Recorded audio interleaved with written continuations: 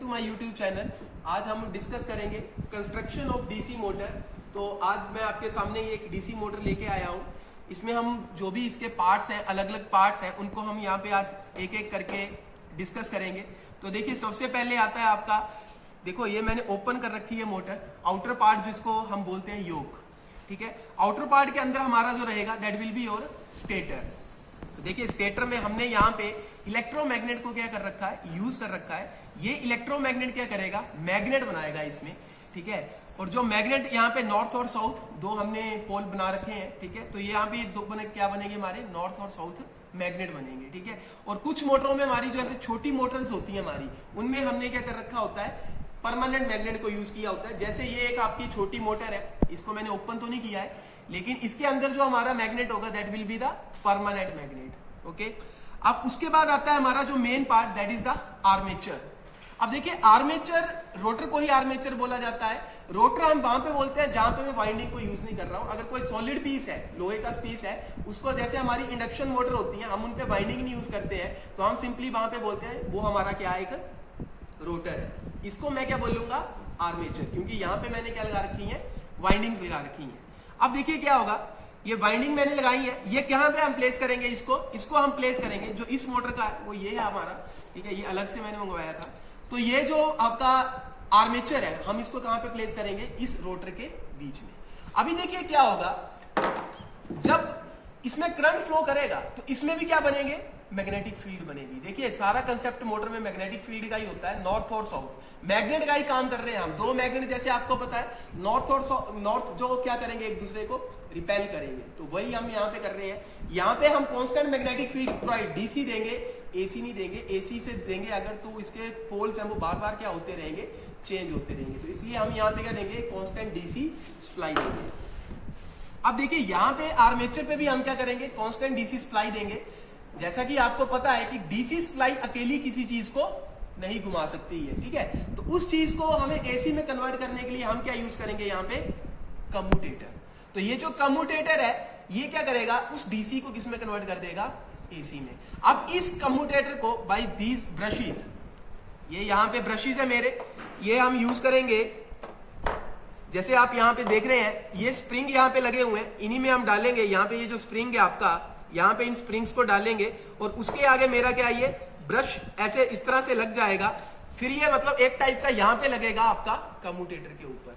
तो ब्रशेस के थ्रू क्या करेगा, अब ये करंट किसमें जाएगा, इस कम्यूटेटर में। और कम्यूटेटर की जो एक सेगमेंट है वो किसके साथ कनेक्टेड है, हर एक वायर के साथ। अब जब वो जाएगा तो दो मेरे यहाँ पे इसी तरह से क्या लगेंगे, हमारे ब्रशेस लगेंगे, पॉजिटिव और नेगेटिव। तो जब यहाँ पे करंट जाएगा और ये एकदम से जब ये रोटेट करेगा, नॉर्थ से रिपेल करेगा ना मैग्नेटिक फील्ड से, जब ये रिपेल करेगा तो ये क्या करेगा, ये एक फोर्स को एक्सपीरियंस करेगा।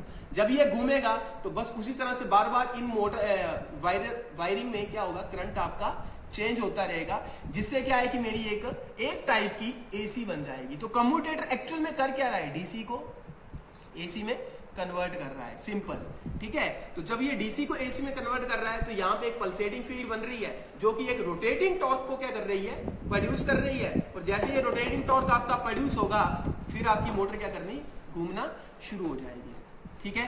अब देखिए उसके बाद क्या है, कई बार देखिए बहुत सारे इंटरव्यू में ये क्वेश्चन पूछ लिया जाता है कि क्या डीसी मोटर में कूलिंग फैन होता है या नहीं। क्योंकि जब आप डीसी मोटर को देखेंगे और एक सिंपल सी एसी मोटर को देखेंगे, तो मैं एसी मोटर में आपको जो कूलिंग फैन है वो आपको बाहर ही देखने को मिलेगा, ठीक है।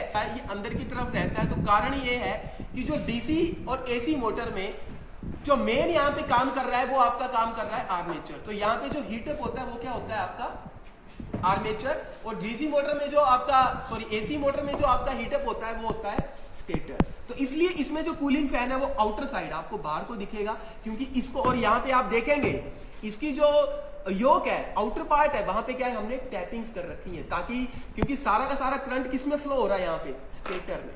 हम किसको प्रोवाइड करवा रहे हैं सप्लाई, स्टेटर को।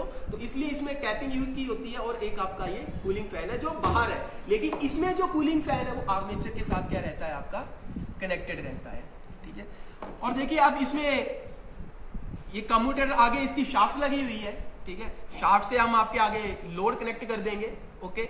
और डीसी मोटर को देखिए दो इसमें मेन पार्ट मैंने आपको बताया, स्टेटर और मैग्नेट। अब जैसे ये तो हमारी छोटी मोटर है, लेकिन जो बड़ी मोटर है, माना हमने उसके कनेक्शन निकाल दिए, तो हम उसको किस तरह से चेक करेंगे कि मेरा कौन सा आर्मेचर है या कौन सा फील्ड है, तो उसको हम आपको दिखाते हैं अभी थोड़ी देर में बड़ी मशीन के ऊपर।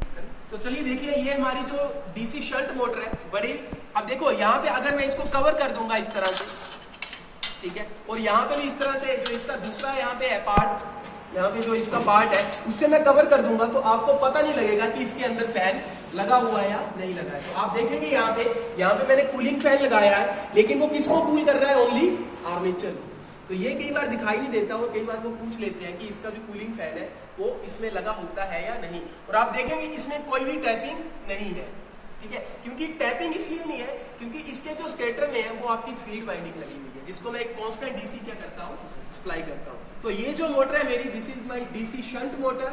और ऐसे ही हमारी 3 टाइप्स की मोटर होती है, डीसी शंट मोटर है, डीसी सीरीज मोटर है और एक कंपाउंड मोटर होती है। अब जैसे देखिए यहाँ पे कनेक्शन है, एक आर्मेचर के कनेक्शन है और एक फील्ड के कनेक्शन है। अब माना आप भूल गए कि यहाँ पे फील्ड कौन सी है, या आपको माना ये नंबर प्लेट, ये प्लेट है नहीं यहाँ पे, आपको पता किस तरह से करना है कि ये डीसी शंट मोटर है या डीसी सीरीज मोटर है। तो आप सिंपली क्या करेंगे, फील्ड वाइंडिंग पे क्या करेंगे, उसकी रेजिस्टेंस को चेक करेंगे। देखिए इस तरह से ये फील्ड है यहाँ पे, अगर मैं फील्ड की रेजिस्टेंस को चेक करूंगा तो यहाँ पे ये फील्ड की रेजिस्टेंस अप्रोक्सीमेट बता रहा है 293.1 ओम। तो देखिए यहाँ पे ये जो हमारी शंट मोटर है, तो शंट मोटर का जैसे आपको पता है हम पैरेलल में इसकी बाइंडिंग होती है, और इसकी जो रेजिस्टेंस है, नंबर ऑफ टर्न्स क्या रहेंगे, ज्यादा, और वायर क्या रहेगी, पतली, क्योंकि हम यहाँ पे रेजिस्टेंस को क्या रखते हैं, ज्यादा रखते हैं, ताकि हम स्पीड को क्या है यहाँ से कांस्टेंट प्रोवाइड कर सकें, क्योंकि डीसी शंट मोटर की क्या कैरेक्टरिस्टिक्स रहती है हमारी। जो दूसरी हमारी डीसी सीरीज मोटर, अब देखिए हमारे पास वैसे यहाँ पे अकेली सीरीज मोटर नहीं है, हमारे पास एक कंपाउंड मोटर है, मतलब ये मोटर जनरेटर सेट है। तो मैं आपको यहीं पे दिखा देता हूँ, ये हमारी सीरीज है। तो देखिए जब मैं सीरीज की रेजिस्टेंस को चेक करूंगा तो ये आपको as compare to DC shunt motor बहुत ही कम दिखाई देगी। इसलिए क्योंकि डीसी शंट सीरीज मोटर में क्या करते हैं, हमारी जो फील्ड वाइंडिंग है वो आर्मेचर के बिल्कुल सीरीज में लगी होती है, ठीक है, इसलिए उसकी जो रेजिस्टेंस है वो बहुत ही कम होती है, क्योंकि उसको लोड का फुल करंट क्या है मिलना होता है, ताकि वो क्या है आपको बहुत ही ज्यादा टॉर्क क्या कर सके, प्रोवाइड कर सके। सो यही हमारी जो डीसी सीरीज और शंट मोटर है, बेसिक कंस्ट्रक्शन मैंने बता दी आपको। आई होप आपको ये वीडियो पसंद आई होगी। Thank you.